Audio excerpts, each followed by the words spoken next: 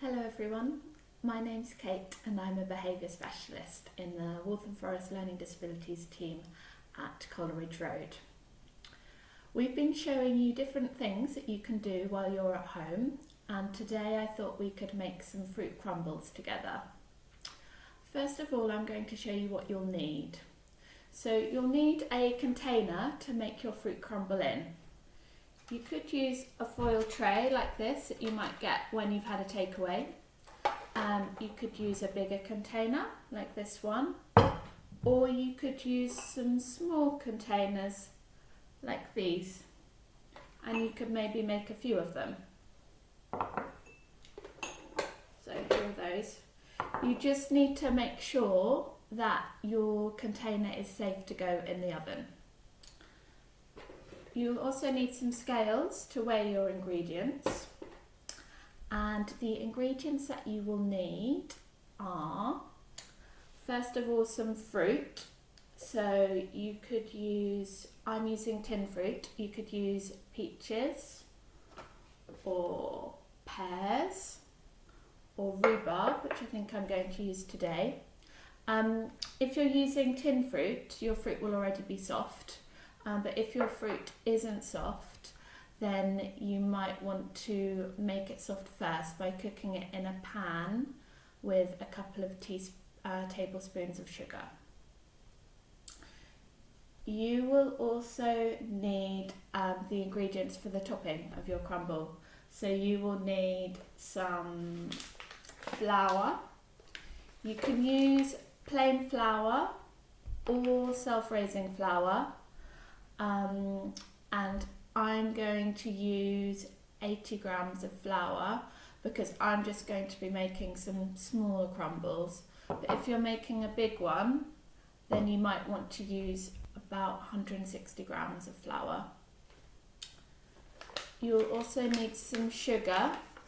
So you can use caster sugar. I'm going to use granulated sugar because that's what I've got in my cupboard. And you'll need about 50 grams of sugar for the smaller ones. If you're making one big one, then you'll need about 100 grams of the sugar. You also need some unsalted butter. So I'm going to be using 50 grams for the smaller ones, but if you're making a big crumble, then you'll want to use about 100 grams. And then you'll also want a pinch of salt. And there are some optional things you can add to the crumble topping. You might want to add some cinnamon. You could also add some nuts. So you could add some chopped up walnuts or some flaked almonds. And you could, to make it a bit chewier, you could also add some porridge oats. You'll also need a bowl to mix up your crumble topping, and you'll need a spoon, a knife to cut up with your butter as well, and that's everything that you'll need.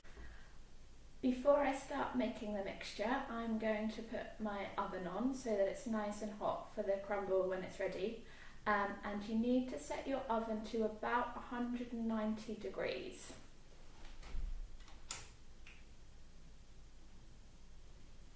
There we go. The next thing you need to do is wash your hands to make sure that they're nice and clean before you start touching any of the crumble mixture. So now I'm going to wash my hands for 20 seconds.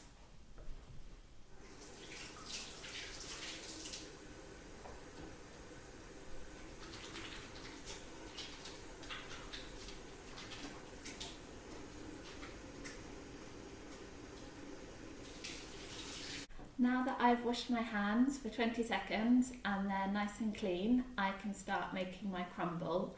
And the first thing I need to do is start weighing up my ingredients. So the first thing I am going to do is get my scales.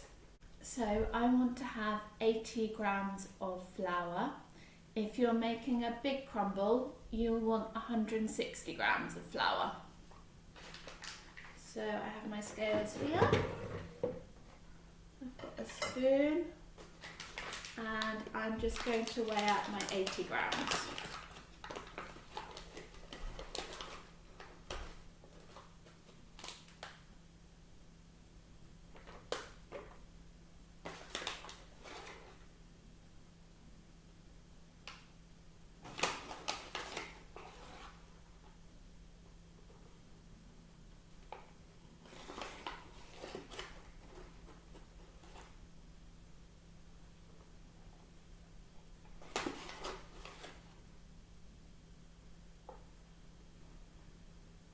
A little bit more. There we go. Now that I've weighed that out, I'm just going to put it into my bowl.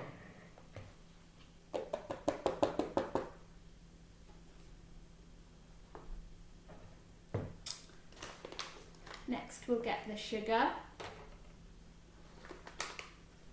So I would like 50 grams of the sugar.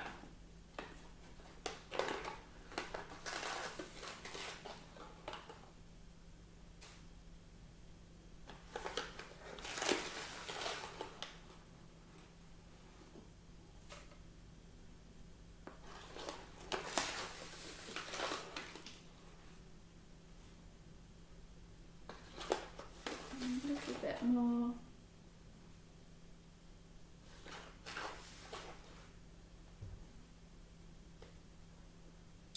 I'm going to add that to the bowl.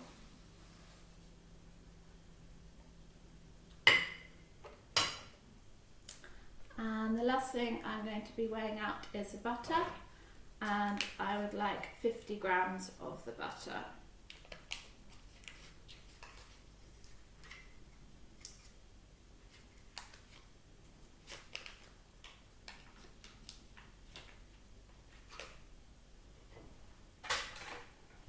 I'm just going to use a plate to cut my butter.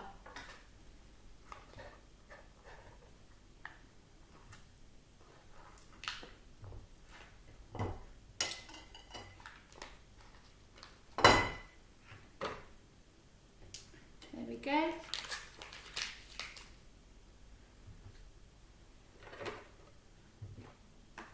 So I've got 50 grams, but for making the crumble mixture, I want my butter to be cut up, so I'm going to cut it into little squares before I put it into the bowl.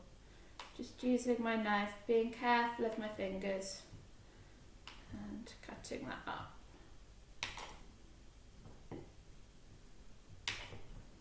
And I'll show you what it looks like before I add it in.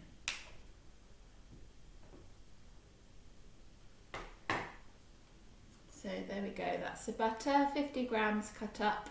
If you're making the big crumble, then you'll add about 100 grams of butter. And I'm just going to add this to the bowl. And the next thing you're going to do is mix all this together using your fingers to turn it into, it should look like breadcrumbs when it's ready. So I'm going to show you how to do that next.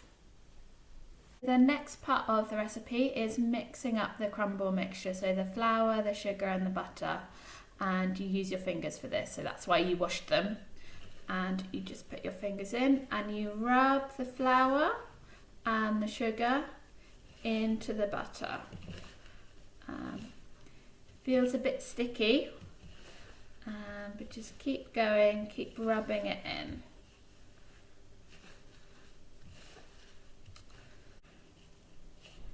Just keep going, it might take a few minutes. Keep just rubbing it between your fingers.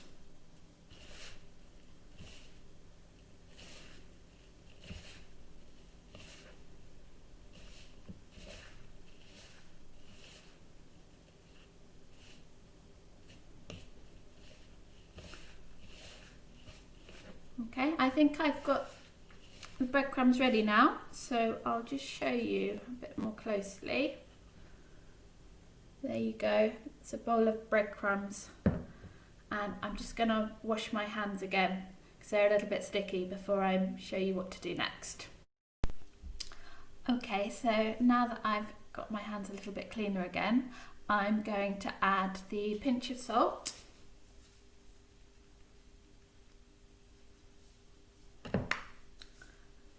And the next things are optional, but I like to add some flaked almonds, so I'm going to add those, and you can add just a small handful or however much you want really, but you don't have to add nuts if you don't like nuts or if you've got any allergies.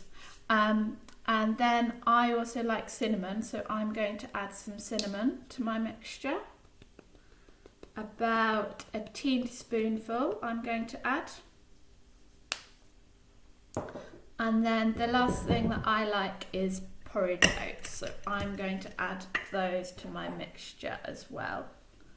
So I'm just going to add a spoonful and then another spoonful.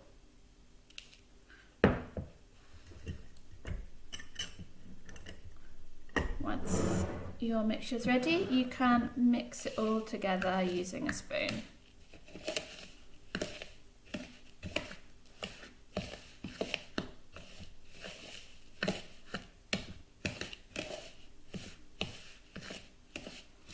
Mixing it all in so everything's gone together.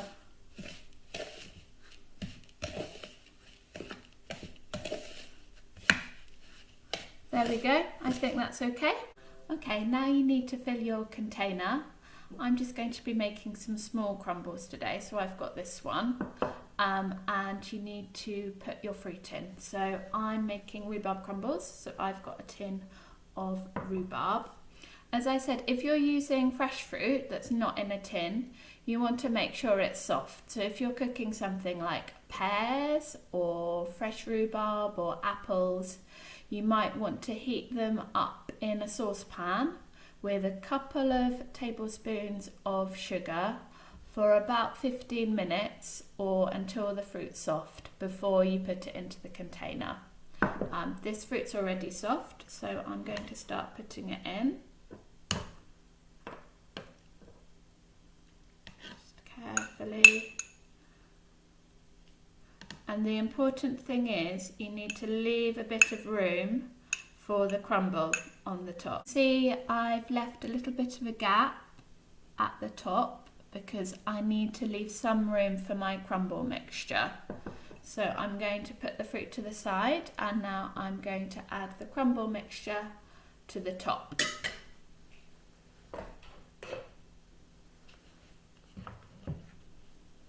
So just using your spoon.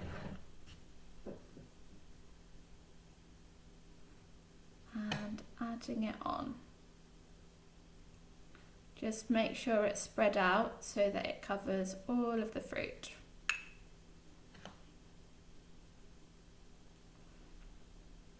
But you don't want to fill it too much because you don't want it to spill over the top. So I think that's good for me. And that's my first little crumble. So as you can see, I repeated the steps again, and now I've got 5 little crumbles using my mixture and using the rhubarb, and now they're ready to go into the oven. So now my crumbles are ready to go into the oven. I've put them onto a tray and my oven's already hot because I heated it from the start. I set it to 190 degrees. So I've got my oven glove because the oven's very hot now, so I need to be careful.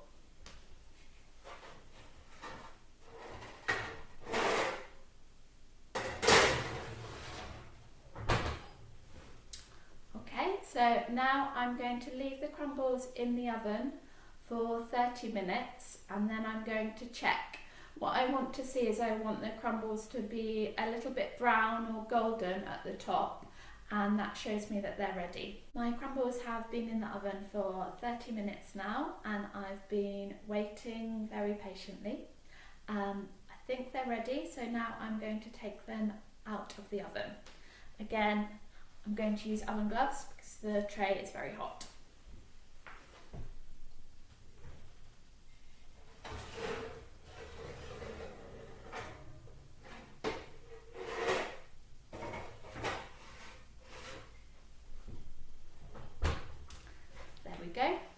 going to not touch them now. I'm going to leave them to cool because, as I said, they're very hot. So I need to leave them for at least 10 minutes until they've cooled down a bit. So as I said, you need to be really careful and wait for your crumbles to cool down before you touch them. But I just wanted to show you the colour that you want the topping to be when you take the crumble out of the oven. So you want it to be nice and golden, maybe a little bit brown, and that will mean that your crumble is ready. And you can choose what topping you want to have with your crumble. So some people like custard or ice cream. I quite like Greek yogurt. Some people like squirty cream or double cream. It's up to you what you put on top of your crumble, but the main thing is that you enjoy it. So I hope you've enjoyed watching me making some crumble today, and maybe you'd like to have a go too. Take care and see you soon. Bye.